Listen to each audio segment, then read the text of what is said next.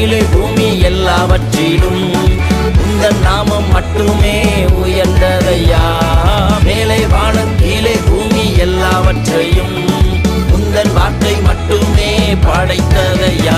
எல்லா கணத்திற்கும் எல்லா மகிமைக்கும் பாத்திரரே. எல்லா ஜனத்திற்கும் மிகுந்த சந்தோஷம் தருபவரும் நீரே.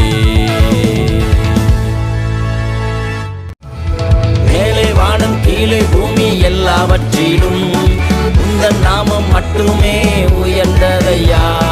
மேலே வானம் கீழே பூமி எல்லாவற்றையும் உந்தன் வார்த்தை மட்டுமே படைத்ததையா.